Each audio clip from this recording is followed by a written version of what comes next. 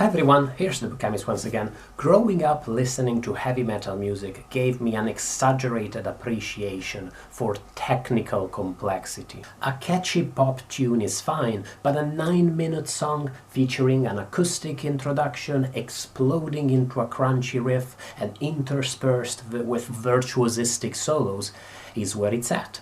And perhaps for this reason, in literature too, I tend to gravitate toward the flowery and baroque and ambitious and excessive, rather than toward elegance and simplicity. I tend to like the Pynchons and Chabons of this world more than the Alice Munros or the Richard Fords. When it comes to technical complexity, few novels that I've read in recent times stand on par with Wolf Hall by Hilary Mantel.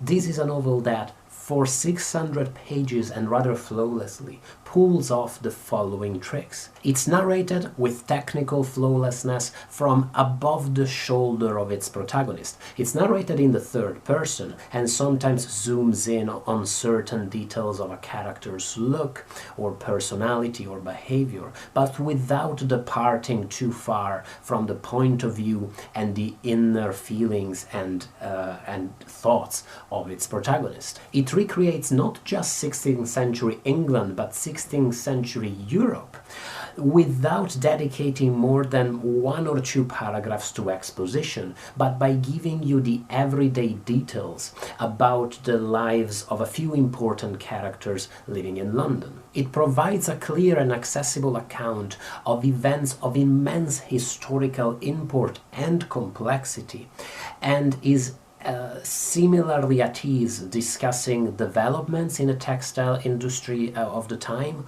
or the difficulties of Tudor finances and taxation, or even the minutiae of theological discussions in that epoch. As a point of comparison, look at The Name of the Rose by Umberto Eco, an author I utterly love. The Name of the Rose also includes a lot of theological reflection in an otherwise really engaging narrative, but is a much heavier, much harder book to read and to navigate, whereas Wolf Hall always keeps this concern on a deeply engaging, humane level and never loses its status as a page-turner. It offers a protagonist that is truly admirable without appearing unlikely or unidimensional, and antagonists that can be truly terrible and despicable, or just pettier and self-centered, but are always nonetheless believable. It talks about historical atrocities, crimes, massacres, violence and torture, without turning these acts and events into sensationalist fodder,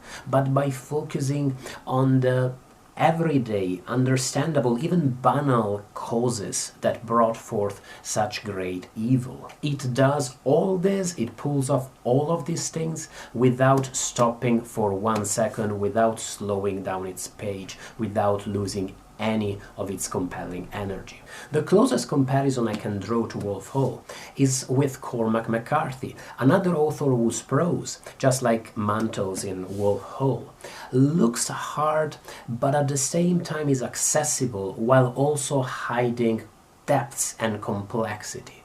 An author that is compelling while being hard to fully understand.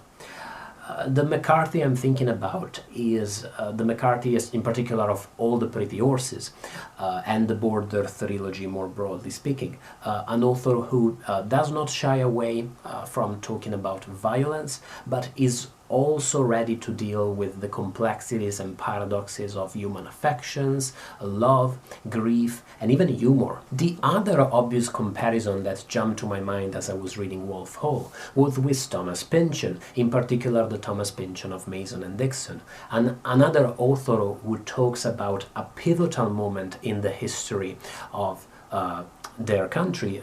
Pynchon is talking about the US in the same way as Hilary Mantel is talking about England.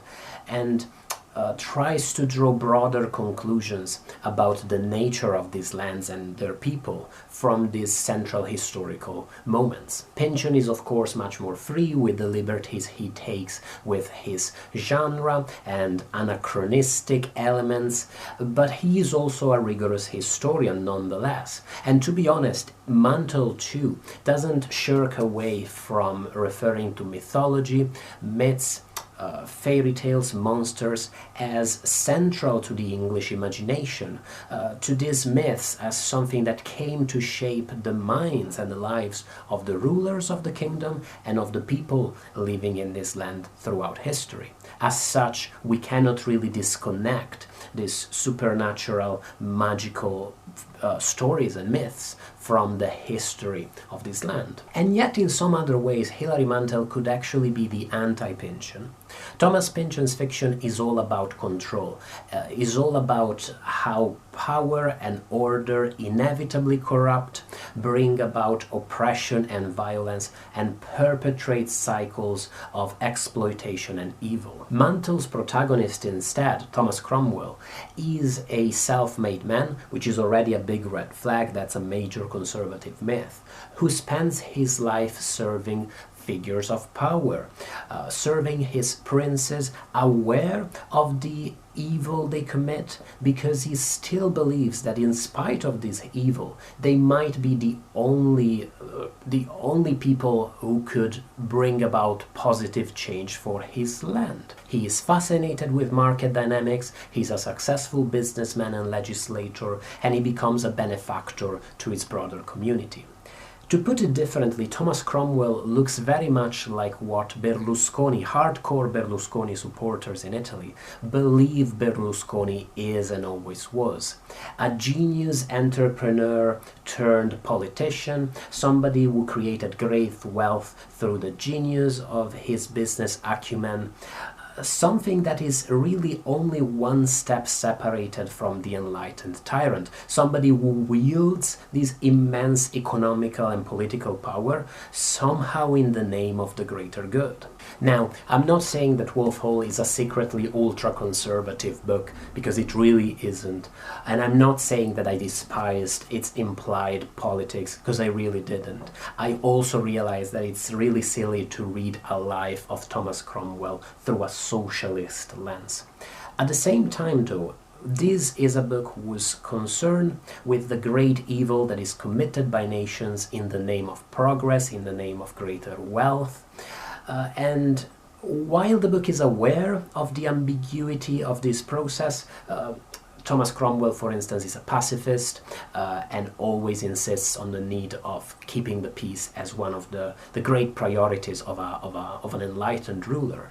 At times it was easy to focus on the narrative of triumph and independence that is conveyed through the book, and almost to forget the great suffering that happens on the sideline, so that the Tudor court, for instance, can keep up its luxury and its privilege and its indulgent lifestyle. To give what might be a slightly more concrete example of this, this is a book that portrays a lot of anti-Northern, anti-Irish, anti-Scottish, anti-Cornish sentiment. It's very London-centric.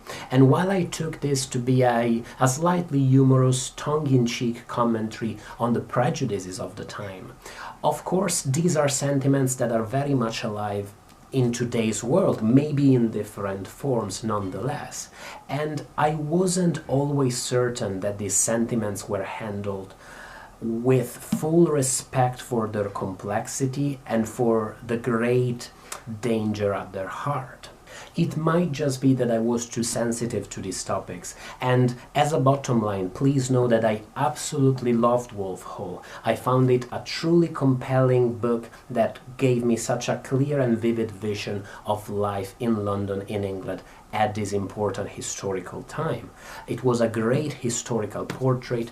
I adored it, but I was also scared of it at times, and I couldn't help but wonder whether this extremely positive portrayal of figures like Cardinal Wolsey or Thomas Cromwell himself wasn't a bit of an apologia, almost an apology for a centralized, strong system of power that ascribes great power to these supposedly great enlightened men. I am very curious to read whether these ideas will shift in the sequels to the book, which will have to deal with somewhat less happy years in the life of Henry VIII.